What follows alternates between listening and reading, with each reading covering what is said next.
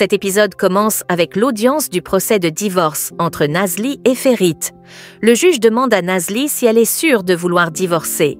Ferit la regarde, elle se lève, regarde droit devant elle et confirme au juge qu'elle veut vraiment mettre fin à ce mariage. Ensuite, le juge pose la même question à Ferit. Il regarde Nazli, puis se lève et confirme lui aussi qu'il souhaite divorcer.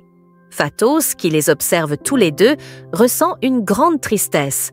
Elle sait qu'ils sont encore très amoureux l'un de l'autre, malgré cette décision.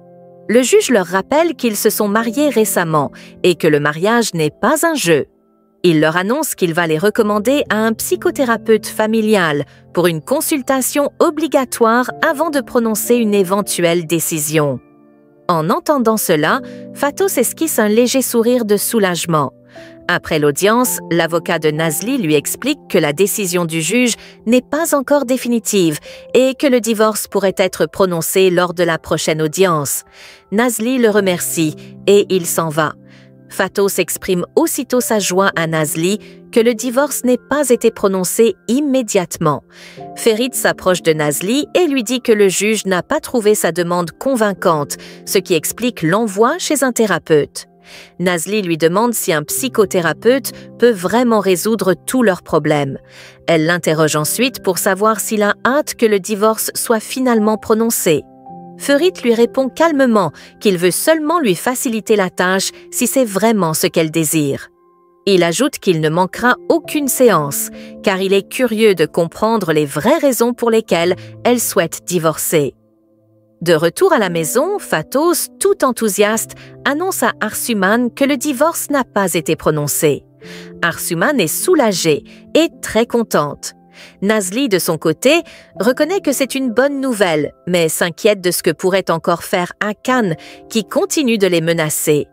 Au même moment, Hakan l'appelle au téléphone. Elle décroche. Il lui dit que son destin est entre ses mains et lui interdit de tenter quoi que ce soit pour empêcher le divorce. Sinon, il ira immédiatement voir la police pour leur montrer une certaine vidéo compromettante. Nazli lui demande de ne pas s'inquiéter. Il lui rappelle qu'elle a intérêt à rester tranquille, puis raccroche. Hakan dit ensuite à Demet qu'il compte demander la garde de Bulut. Demet lui demande pourquoi il continue à mettre la pression sur Nazli. Il répond avec arrogance qu'il est comme un nuage noir dans leur vie. Demet le critique, lui reprochant de se croire plus malin que tout le monde, comme si le destin de tous dépendait de lui. Mais un jour viendra, selon elle, où il perdra totalement le contrôle. Hakan lui dit de ne pas s'inquiéter, car il a tout calculé à l'avance. Demet lui rappelle que son plan avec Pelin a échoué et qu'elle est retournée dans sa ville. Hakan se demande encore comment ce plan a pu échouer. Il dit à Demet qu'ils en reparleront plus tard, car il fait trop froid là où ils sont. À la compagnie, Ferit boit un verre avec Engin et lui parle des secrets de Nazli. Engin lui demande ce qu'il a fait pour découvrir la vérité. Ferit répond qu'il l'a suivi et lui a posé 1000 questions, mais elle ne lui a jamais rien avoué. Engin affirme qu'il sait que Nazli l'aime encore et trouve toute cette histoire très étrange. Ferit espère que le psychothérapeute saura poser les bonnes questions car il est impatient de savoir ce que Nazli dira. Le soir venu, Denis se rend chez Fatos, où il attend longtemps, mais Nazli ne rentre pas. Fatos lui dit que, lorsqu'elle est désespérée, elle marche pendant des heures. En plus, elle est sortie sans son téléphone. Arsuman demande à Denise pourquoi il voulait parler à sa sœur. Il répond qu'il veut comprendre les raisons de ce divorce soudain. Il demande ensuite à Fatos si elle en sait quelque chose. Elle lui dit qu'elles sont aussi surprises que lui. Il se tourne vers Arsuman, qui affirme ne rien savoir non plus, mais il remarque qu'elle semble tendue. Elle lui répond que cette situation met tout le monde sous pression, puis se lève pour rejoindre Fatos à la cuisine. Chez Ferit, il continue de boire seul, perdu dans ses pensées.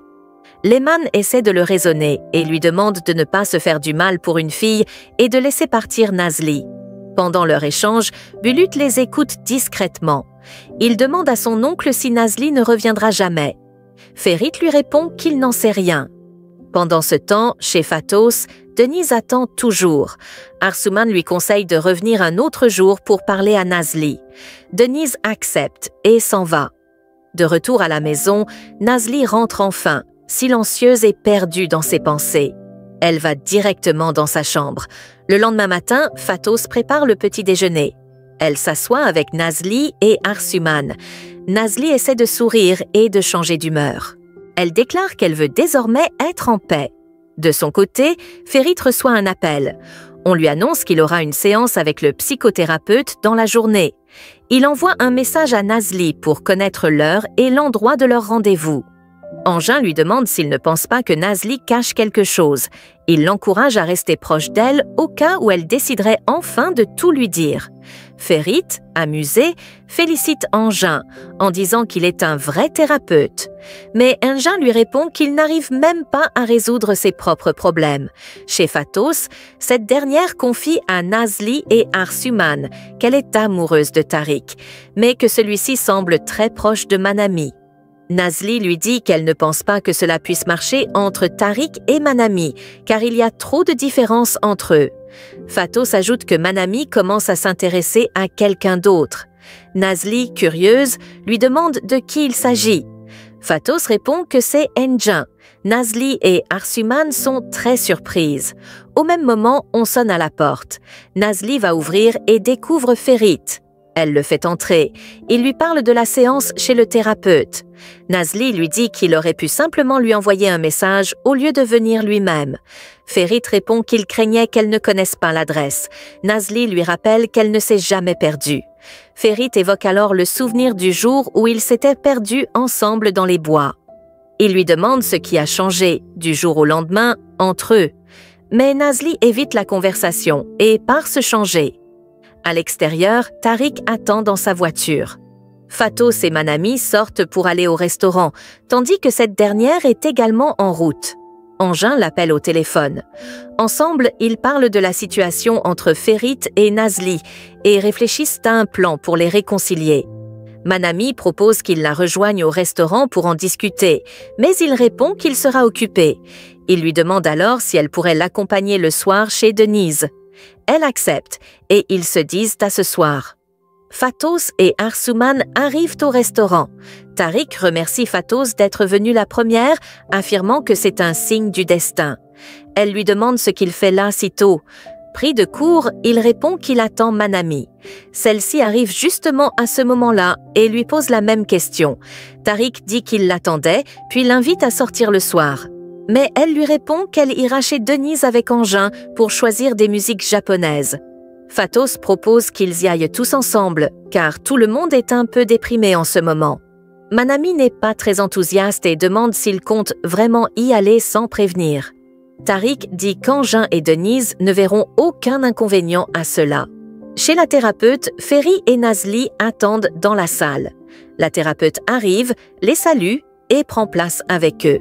Elle se présente, puis demande qui souhaite commencer. Ferit lève la main. La thérapeute lui demande ce qu'il reproche à sa femme. Il répond qu'il n'a aucune plainte, si ce n'est que Nazli garde beaucoup de secrets et qu'il sent qu'elle cache quelque chose. La thérapeute donne alors la parole à Nazli. Celle-ci demande un verre d'eau, ce qui interrompt la conversation. Chez Denise, Arsuman lui rend visite. Il lui demande ce qu'elle compte faire pour le nouvel an. Elle lui demande s'il a une proposition à lui faire. Denise suggère qu'ils organisent une fête, puis il s'enquiert de l'état de Nazli. Arsuman lui dit de ne pas s'inquiéter, car sa sœur n'est plus une enfant. Elle ajoute que Nazli a le droit de souffrir si elle en a besoin, et qu'elle ne compte plus s'immiscer dans leur relation. Elle change ensuite de sujet en prenant un chargeur posé sur la table. Denise lui explique que c'est un chargeur de micro et lui montre le micro que Demey a laissé pour recharger. Arsuman est curieuse d'écouter la musique enregistrée dessus. De retour chez la thérapeute, Nazli boit son verre d'eau mais évite toujours de répondre clairement aux questions. La thérapeute explique que les couples doivent discuter ensemble de leurs problèmes. Nazli réplique qu'elle essaie, mais que Ferit ne la comprend pas. Ferit lui demande combien de fois il a dû lui courir après pour obtenir des explications. La dispute éclate. La thérapeute, dépassée, quitte la pièce pour aller boire un verre d'eau. Quelques minutes plus tard, on l'appelle au téléphone et elle en profite pour s'éclipser discrètement. Nazli félicite Ferit d'avoir rendu la thérapeute folle. Il répond que ce n'est pas lui, mais elle, et se demande pourquoi ils se disputent tout le temps. Il s'approche d'elle et lui demande si elle ne l'aime vraiment plus. Soudain, le téléphone de Ferit sonne. Il décroche et apprend une terrible nouvelle. Hakan a de nouveau demandé la garde de Bulu. Nazli suggère que ce soit Lehman qui en fasse la demande, mais Ferit s'en va précipitamment, suivi de Nazli. Il va consulter son avocat pour évaluer les chances de Hakan de gagner. L'avocat explique qu'il aura plus de chances si le divorce est prononcé. Nazli propose à nouveau Lehman comme alternative. L'avocat dit que c'est possible, mais que la décision reviendra au juge. Pendant ce temps, Hakan appelle Lehman. Elle s'éloigne pour répondre à l'appel. Il la menace. Si elle agit contre lui, il dira toute la vérité à Ferit. Il insiste en disant qu'il ne plaisante pas, puis raccroche. Lehman revient ensuite au salon et déclare à Ferit et à l'avocat qu'elle ne pourra pas demander la garde de Bulut. Elle explique que son traumatisme après l'accident pourrait être utilisé contre elle. L'avocat reconnaît qu'elle a raison, puis s'en va. Lehman accuse alors Nazli, disant que tout cela arrive à cause d'elle. Ferit, furieux, dit à Nazli qu'il ne lui pardonnera jamais si Bulut est séparé de lui. Il quitte la pièce. Nazli le suit et découvre que Bulu était derrière la porte et a tout entendu. Elle s'approche de lui, mais il court s'enfermer dans sa chambre. De retour chez elle, Nazli raconte tout à Fatos, très triste pour Ferit et pour le petit Bulu. Arsuman se sent coupable, mais Nazli lui demande de ne pas s'en faire, car elle sait que Ferit protégera toujours son neveu. Arsuman prend sa sœur dans ses bras et lui dit qu'elle dormira avec elle cette nuit. Fatos sort discrètement de la chambre pour les laisser seuls. Chez Denis, Demey est avec Hakan. Elle demande à son frère de les soutenir pendant l'audience concernant la garde de Bulut. Denis s'énerve contre Hakan, l'accusant de n'avoir aucune retenue. Pendant leur dispute, Demet tente de récupérer discrètement son micro sous la table, mais elle ne le trouve pas. Denise dit alors à sa sœur que si elle ne veut pas le perdre, elle doit arrêter de prendre des décisions irréfléchies, car lui, il pense avant tout au bien-être de Bulut. Il finit par les mettre tous les deux à la porte. Hakan demande à sa femme de le suivre et ils s'en vont.